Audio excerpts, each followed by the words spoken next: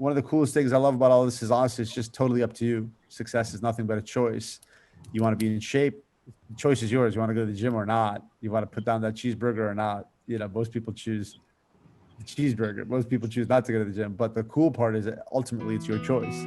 Came up from the bottom to the top. To the top. Henny on his gun and never stop. Never stop. And he always punching in the clock. In the clock. As far as my story goes, yeah, it's a long one, so I'll give you an abbreviated version. I mean, look, this brother over here said that he had some bad habits, and he ended up going to boarding school in Connecticut, and I was similar in the sense that a little later on in life. Look, long story short, my whole life, I thought I was going to be an entrepreneur. I thought I was going to be an entrepreneur. That I had no plan B. Even when I was a kid in like first grade, there was an assembly.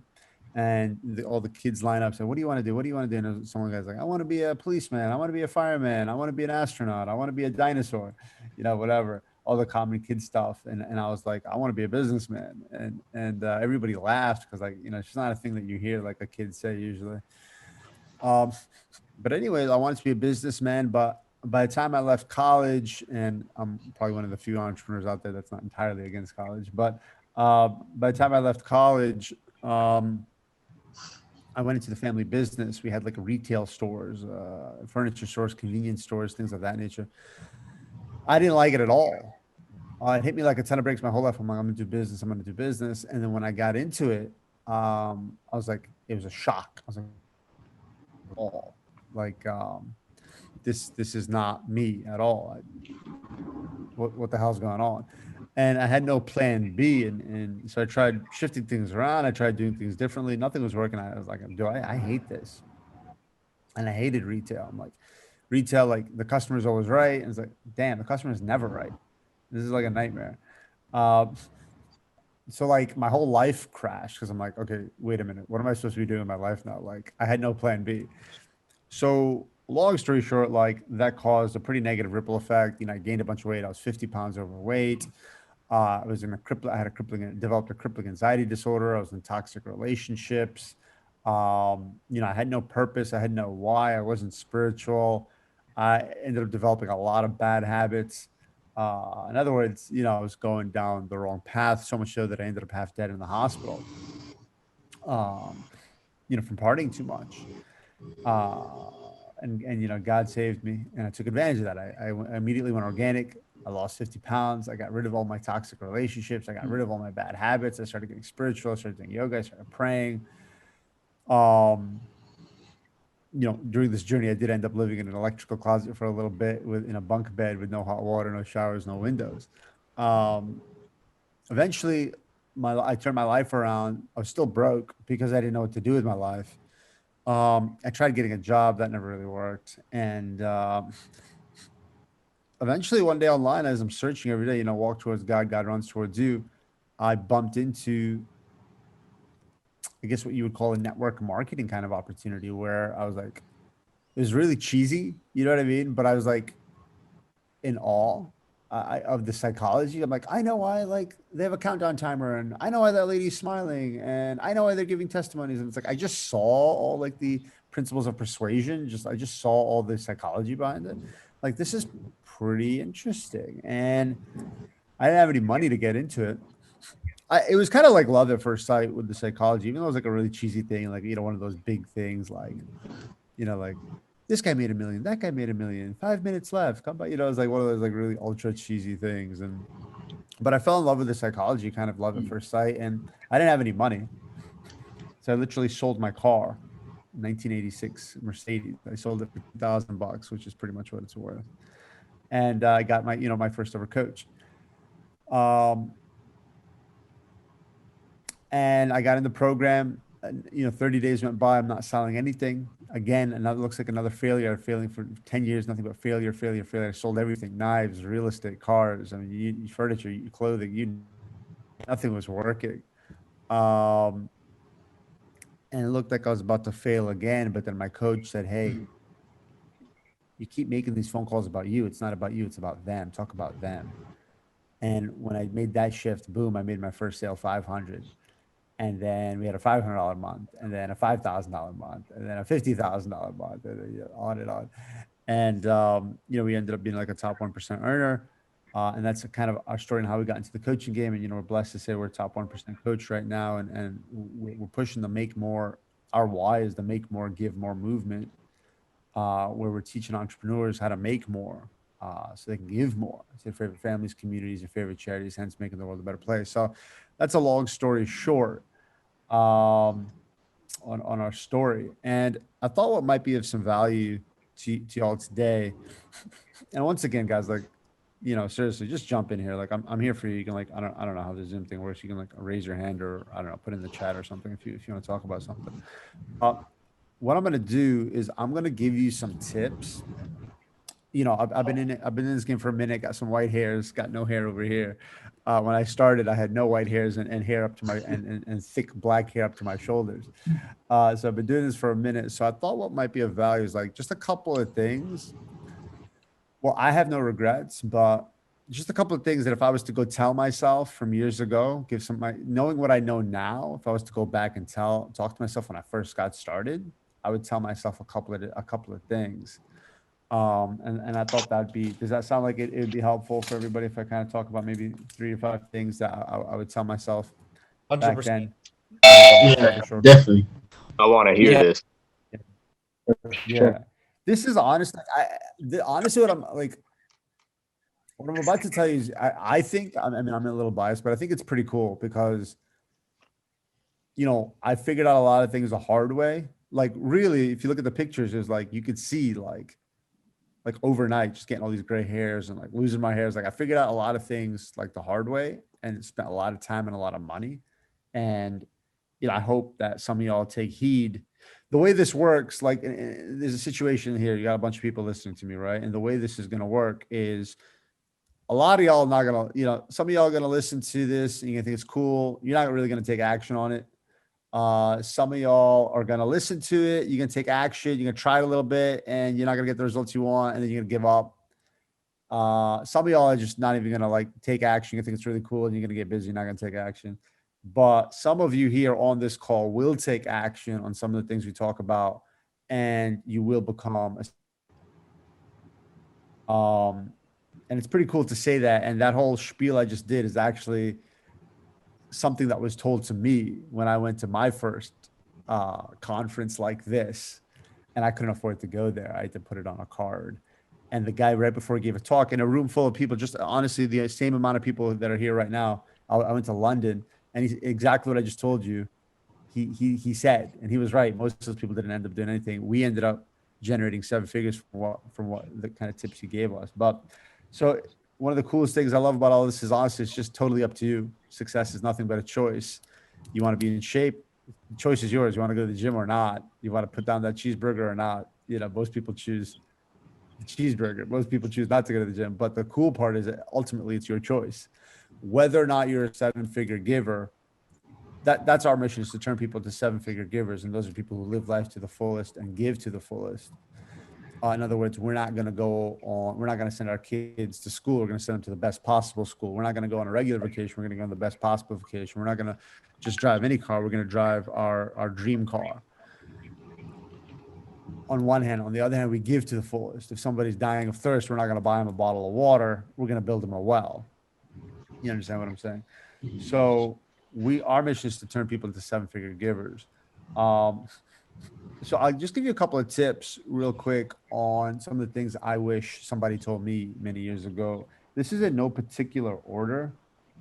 But I mean, like, number one is that if you just do the math, what I want to tell you guys is this whole game is 90% mental, in the sense that, honestly, the funnels, the offers, the traffic strategies, look, the main things you need to make 7 figures online, you need an offer, an incredible offer. You need an awesome funnel. You need great traffic sent to that. Well, in truth, I'm not trying to oversimplify things, but in truth, like, you could hire someone like, like myself, someone like, someone who knows what they're talking about in that space.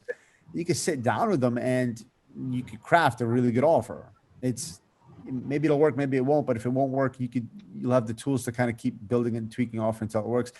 it's not the world's most complicated thing. Email sequences, like to this day, mine are, to be honest with you, they're okay. We still, in our business, man, there's plenty of broken automations. Matter of fact, the one broke today. Plenty of things that are not being taken advantage of. Plenty of things like understand this holistically.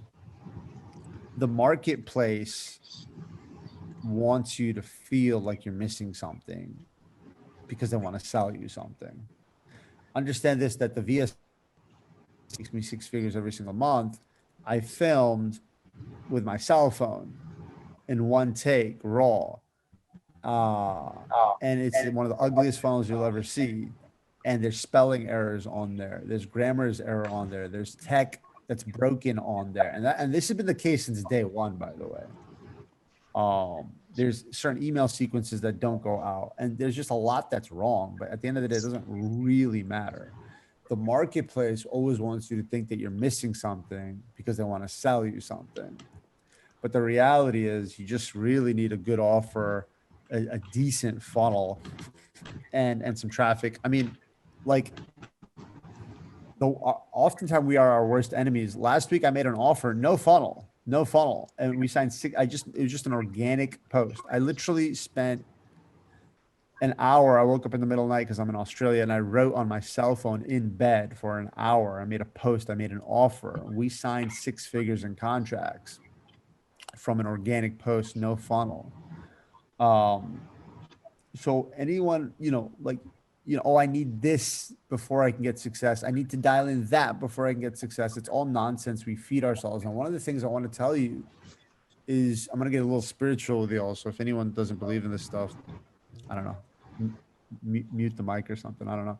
But I'm just telling you from my experience, like, entrepreneurs, in my opinion, obviously, there's bad, evil ones out there, but generally, if your intention is to be an honest, ethical entrepreneur, you're doing a lot of good in this world. Now, I'm not trying to compare anybody or talk down anybody. We're all equal under the eyes of God. But I mean, like, for example's sake, an Uber driver, good, clean living, honest work, nothing but love for y'all.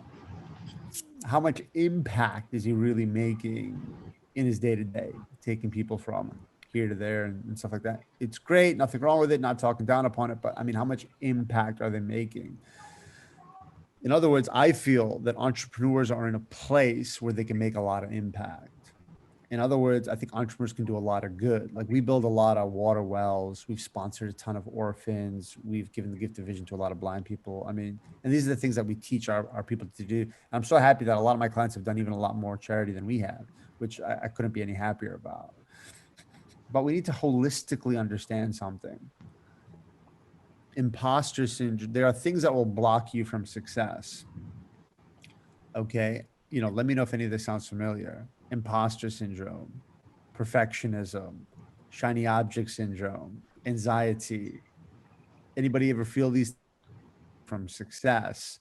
Let me just tell you something that other people won't tell you. All those things that I mentioned, they're all from the devil. Okay. And I'm going to walk you through this right now. Oh my You see, goodness. entrepreneurs want to make change. They want to do good. Like the truth is, like, I don't have to be doing this call. Like, I have no reason to be doing this call. I want to help some of y'all make more to give more. I don't have to be doing all these things I do in my business. I have a team that I've paid up to 50,000 a month. I don't have to be doing any of this stuff. I don't need a team. I could very easily, on autopilot, make 20,000 a month and not bother with any of this stuff. But we have a mission to help people make more, to give more, and to spread that word to as many people as possible. So understand this. And again, I'm not trying to preach. I'm telling you what I believe in, and I hope no one minds. But I'm just going to talk about what all Abrahamic faiths believe in, and that is Adam and Eve, and that is God created man. God said that we are his greatest creation. Long story short, God told an angel to say, "This is my finest creation. You should bow down to this creation. You should bow down to man." And this angel said, "No, I'm not doing that. I'm made out of fire. This human's made out of mud. I'm not going to bow down." Ego. And God said, "All right, well then you're going to go to hell." And then the devil, this was the devil, said, "No, listen, let me stay on earth while you're humans there. Let me prove to you that they're no good. Let me corrupt them." And God said, "Okay." And the devil doesn't is not married. The devil has no kids. The devil doesn't eat. The devil doesn't watch Netflix. So 24/7, the single sole job of the devil is to make sure man fails. And if you're an entrepreneur trying to do good, you're winning, and the devil is the only one who really truly wants you to lose. So it's his job 24/7 to whisper nonsense and garbage in your ears. Oh, maybe you're not good enough. I don't think that offer is any good. You haven't really gotten a lot of people success. Are you sure you should be offering this? Uh, what if it doesn't come out right? And they just whisper all this trash in your ear to put you in a state of spin where you're shiny object syndrome, you have anxiety, imposter syndrome, and you're just like, I don't know, should I, he, ha, who. You end up in the state of spin where you're not doing anything. How many people have felt that, where they just feel stuck and they're just not progressing because they're listening to the little voices that are being spoken to them? So we need to understand what's happening, in order to defeat your opponent, you must know who your opponent is. And a lot of people don't understand that, if you're an entrepreneur trying to do good in this world, you're fighting the devil. So that's the first thing you need to know, is internalize who your opponent is. And now you'll know how to beat them, and you beat the devil through prayer. It's as simple as that. You beat the devil through prayer. The devil's no match for God. And if you get God on your side and you pray, the devil's no match. So that's, I know something a little heavy, a little deep, but it's a big one. Like, I wasted a lot of years. A lot of people, there's this rap song, "Everybody dies, but not everybody lives," and I really like that line. I forget who said it. I think it was Drake or Jay-Z, but I really like that line a lot because it's true. It's like so many people are there, but they're not really doing anything. Um, so that's one thing I just want to share, is that understand that who your enemy is and understand how to combat them. That's just one thing I'll mention, and that goes on in mindset. So the first thing I really want to tell you is mindset. This whole game is 90% mental. Although the problem is people spending 90% of their time with the nitty gritty. Like I was telling you, like the offers and the funnels and the traffic, guys. Like that stuff is not. It's not that complicated. To be honest with you, it's really not that complicated. Like you'll all fit. Like sometimes it'll take time, sometimes it won't. It's a process, but it's not rocket science by any stretch of the imagination. 90% of the game is mental, but yet we only spend, what, 2% of the time improving our mentality. So in other words, the piece of advice I want to give you all is work on your mindset daily. How? Read a book, on mindset, have a mindset coach, listen to mindset podcasts, whatever your mode of enjoyment is, however you like to be served, whatever you can afford or whatever you'd like to do it, and but make sure it's a daily thing. Like I have a mindset coach, you understand? um but always be on top of that. That's like top priority. Every day you got to work on that, and that's got to be something called a non-negotiable, where I'm not going to sleep unless I'm working on my mind. And like, let's just say you had a busy day, whatever, and you're in bed and you're tired. I don't care. Read a page real quick, read a paragraph real quick, listen to 2 minutes of a mindset talk real quick. I don't care. Do not go to sleep, um unless you have nourished your mind and exercised it a little bit. So that's just one little tip I want to give you. The other tip I want to give you is, look, you start wherever you're at. I have stocks, I have mutual funds, I have real estate, I have crypto, I have precious metals, I have invested in movies, producing movie, and whatever other investment that I can't think of off the top of my head. But one of the highest ROI investments out there, the number one ROI out there is giving. There's no doubt about that. Giving is the highest ROI out of any sort of investment. There's nothing that outbeats giving. It's number one. I want to tell you about some of the higher things that will give you an unbelievable return on investment. Coaching. Coaching is some of the most incredible ROI I've seen. Anytime my business has been stuck, I noticed I didn't have a coach. Um, Look, guys, success leaves clues. You interview any 7-figure, 8-figure, 9-figure earner, and they're all going to tell you, like, "Hey, man, I spent a ton of money on coaching." I mean, it's just how it is. It's the ultimate shortcut. Let me give you a visual. It's like, I went to the hardware. Let me give you a simple visual. I went to a hardware store and with my brother-in-law, and we were looking for a light bulb, and he's not, used to asking for help and stuff like that. So he's looking all over for the light bulb. Where's the light bulb? Where's the light bulb? Where's the light bulb? Like a chicken with no head on. Where's it? Where's it? Where's it? And he's running up and down the aisle. I grabbed the first employee I see, I said, "Hey, man, this is a light bulb I need. Where is it?" Boom. Right away, within seconds, he got it for me. It's a shortcut. Otherwise, you're going to be running around trying to figure it out on your own, wasting a lot of time, wasting a lot of money. So, getting mentoring and coaching is the ultimate shortcut. As someone who's spent a decent amount, like I've spent, I don't know, I have to really like sit down and do the math, but I've spent easily, I don't know, 100, 150,000 in coaching. Not nearly enough. Not nearly enough. I mean, I should have spent. Now I'm spending 10,000 a month on, put it this way. Now I'm spending 10,000 a month on me and my team for coaching, but I should have gotten more mentors. And I should have gotten more mentors, because that really gives you a shortcut to success. That really helps you get a success quicker. Is mentors. Um, but before I go to the next point, I'm just looking at the chat. If anyone has any questions about anything we've talked about so far, just let me know. Donovan has his hand.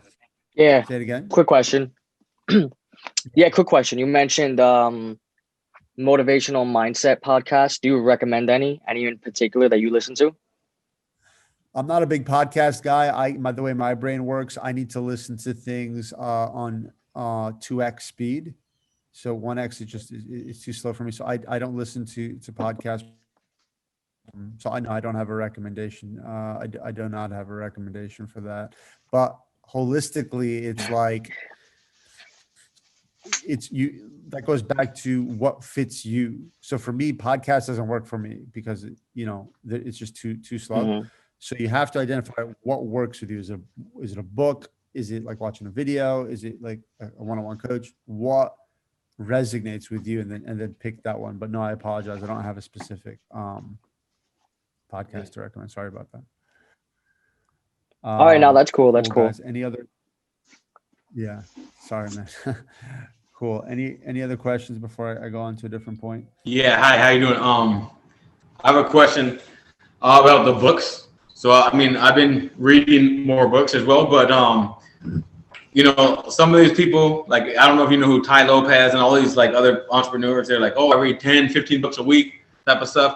I read slow. Not that I like, what I mean is I try to digest, but do you have any tips on like how to strengthen that? Like, I just did an app to the guy Donovan who just spoke. Instead of listening to like maybe podcasts, but I found an app called Hideaway. It's kind of like Audibles, Audible books. So I did that, and I'm paying now like $50 for the year type of stuff, But so I think that's really good because you can listen to it or read it. But do you have any recommendations on like, should I read more books and then just go back and reread them, or do I take my time like slowly so I can digest? Yeah. Man, I like that question a lot. Look, I can't hate on anybody like Ty Lopez, because obviously he's got a ton of success. I just don't understand it though. To me personally, I don't understand that, because my methodology is totally the opposite, where number one, set yourself up for success. Don't buy like regular books, buy like high quality masterpieces, right? Like one of the best books I've ever read, I'm reading right now. It's called Ray Dalio. Principles. It's called Principles by Ray Dalio. And I only read a few pages a day. I read a few pages a day because you need to be able to digest, because in a masterful book, you'll have a great point every few pages. And I want to internalize that and use that. And that happens all the time. Like I'll read a couple of pages, I'll internalize something, and I'll have a meeting and I'll be talking about that point.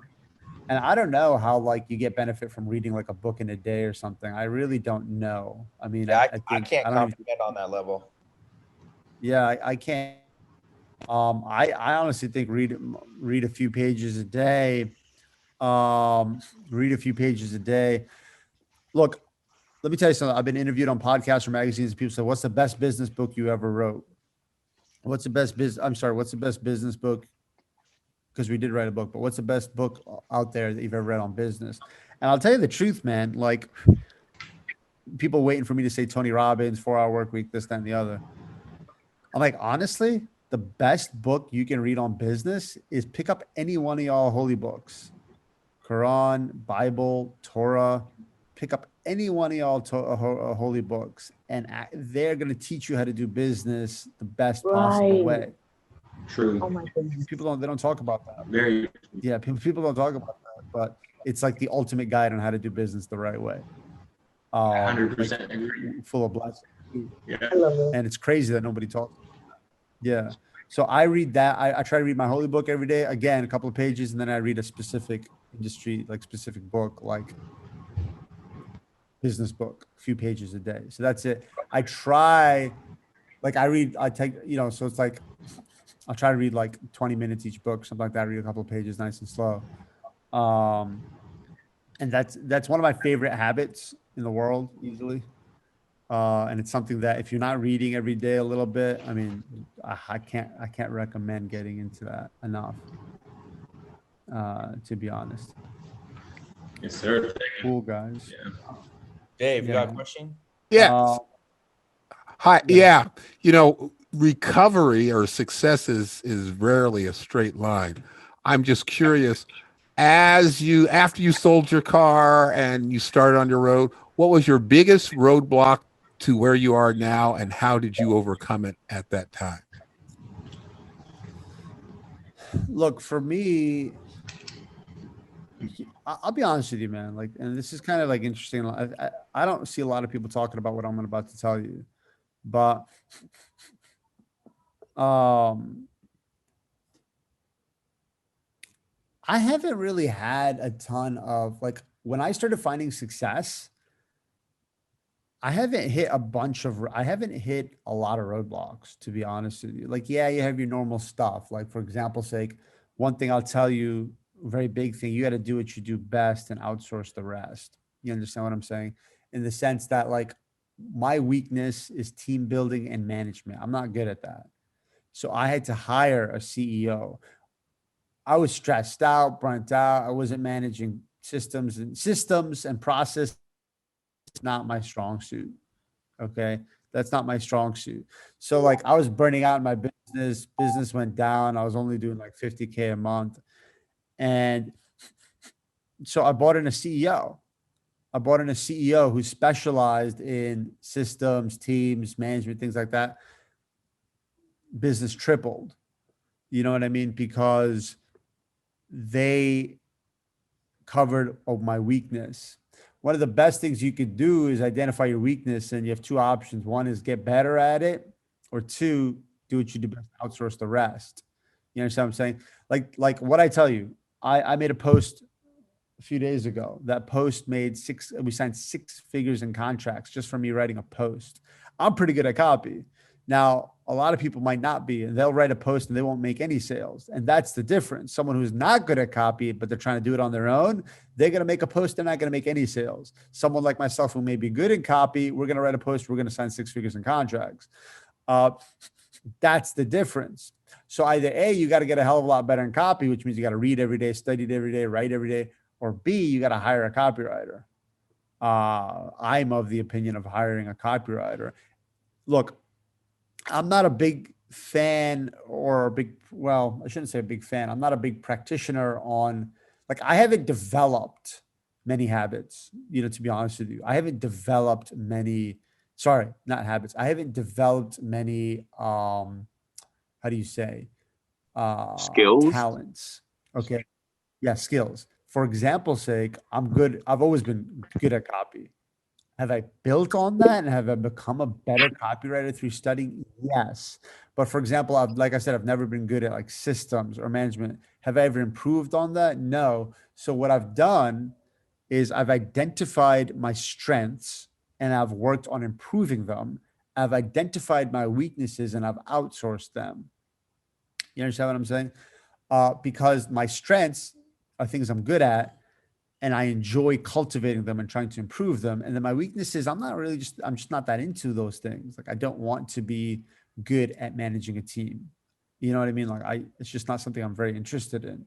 You know what I mean? So it's like, so think about it. You want to set yourself up for success. A lot of people try to be good, like copywriters. Dude, it's not easy. It's like someone going into a Hollywood set, like, I'm going to try to act in this movie. Like it's going to suck. You know what I mean? It's not that easy where you can just like some of these, God gave everybody talents. So I think the key is to identify what those talents are and cultivate them, identify what your weaknesses are, and outsource them. And that's a really, really big point. So before I move on from that, if anyone has any questions about that, because that's a big part, and that's been a big part of our success is doing what we do best and outsource the rest. And that's something that I would have done more of. Like I hired that CEO too late. I should have hired a CEO a while back. I should have identified my weaknesses much earlier and hired out much sooner. But well, hopefully y'all can learn from my mistakes. But before I move on to the next point, is there any? I think Marshall has her hand up.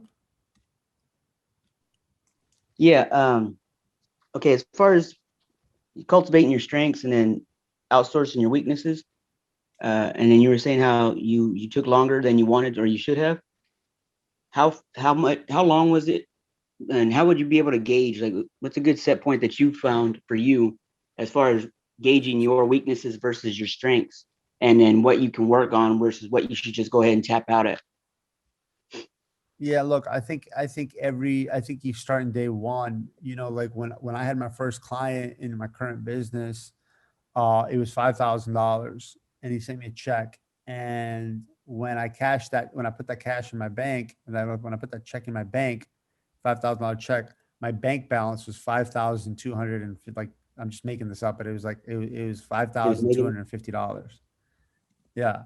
So it was like, in other words, I didn't have any money, right? Because I just started my business, living check to check. From day one, I hired a VA. Do the math. I think I was paying them back then. It was like $5 an hour or something for like, call it 5 hours a week, 1 hour a day. That's $100 a month. Maybe I got them for 10 hours a week. I don't remember. That's $200 a month, Right. So it's like, if you don't have let me be clear with everybody here. If you don't have a VA, you are the VA. Okay. And you're screwing yourself up because VAs love being VAs. You understand what I'm saying? If you're spending your time doing things you can outsource for $5 an hour, you're basically saying your time's worth $5 an hour.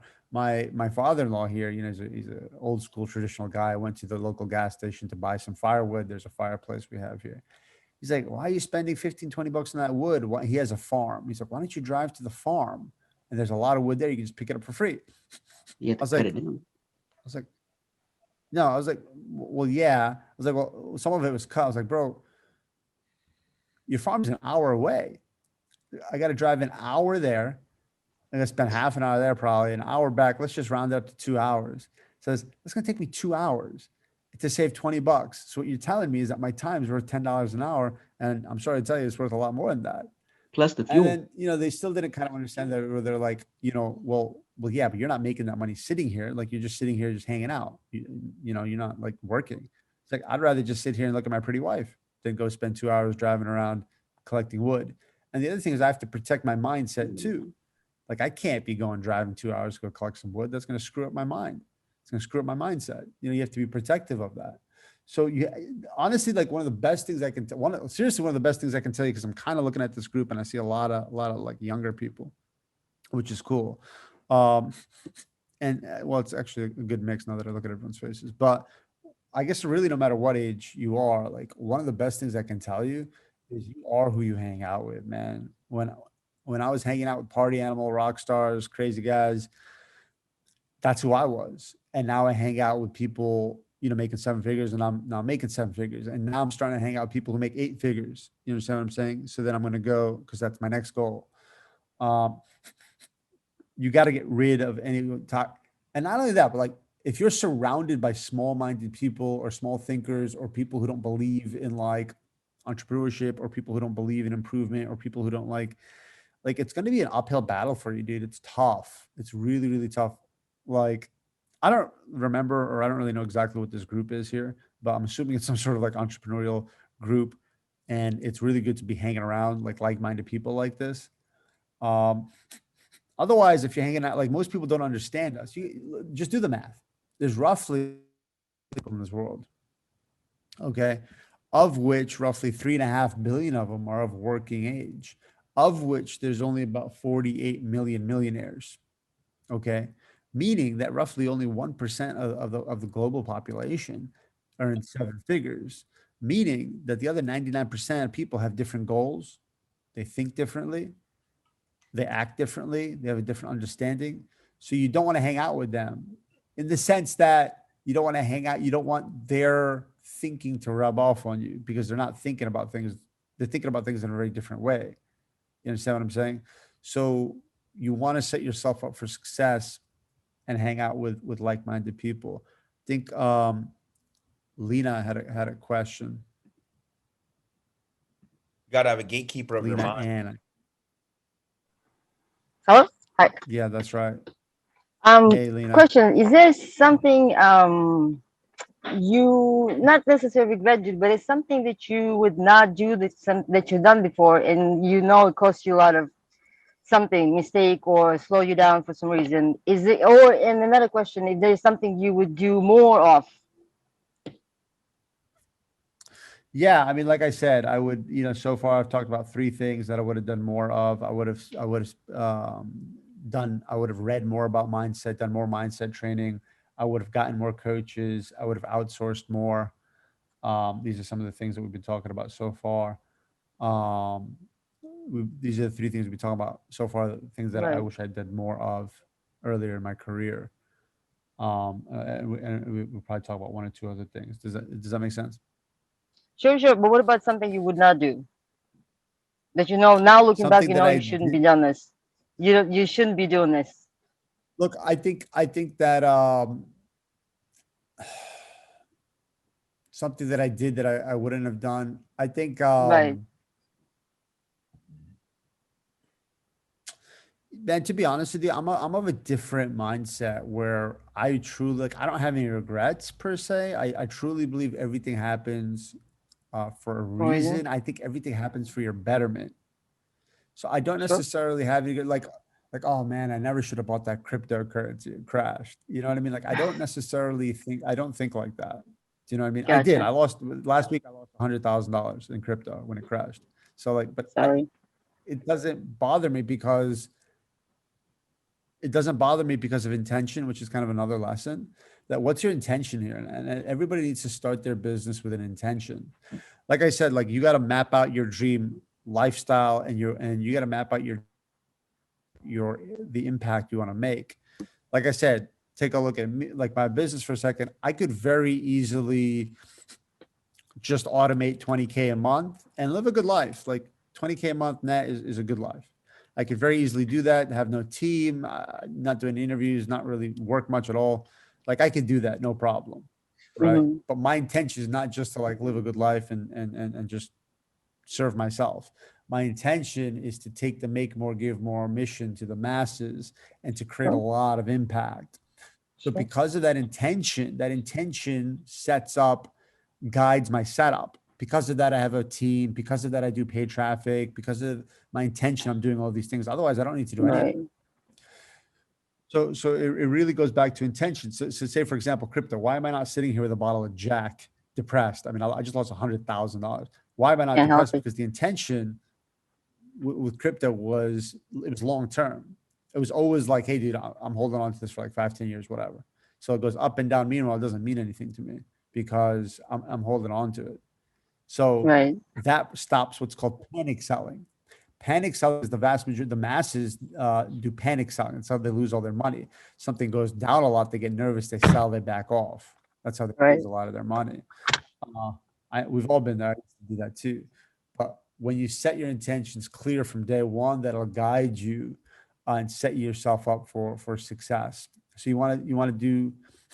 I got to really. Here, I'll type it in the chat. But Here. it's a really like good every training single video. person that try to do something, they always have intention to do better, right? Everybody's just trying. I mean, maybe starting with themselves at first, but then they're always trying to, because we always want more as a human beings. So in terms to get more, you have to broad up your intentions and broad up your circles and broad up your business and just grow and grow and grow. So everybody has it, but not everybody gets there. Well, listen, you brought up a very interesting point. The hustle culture is, in my opinion, from the devil. I was a victim of the hustle culture. So one of the reasons I have all these gray hairs and no hairs. The hustle Oh, I wanted culture to ask you about that. yeah. The hustle culture is disgusting. It is actually set up to put up. It's like a dog who chases their tail. You'll never get a hold of it. The hustle culture is built on this idea to keep going. That it's never enough. Keep going. People in the hustle culture, in the midst of it, they'll never feel content. They'll never feel satisfied. They'll always feel empty. Anytime they hit a goal, they just want to hit the next one. So what I like to encourage, we call the giving culture, and that is conducting your business in a way that has a lot of gratitude every day, in a way that you're serving every day. So instead of just trying to like keep going, it's family first. It's family and God first and business second. Guys, what up? It's your boy Mike Barron. Thanks for checking out the YouTube channel. Truly appreciate it. Don't forget to subscribe. And if you forget, I'm going to come to this computer right now and I'm going to close you my damn self. Let's go. I'll see you at the top, yo.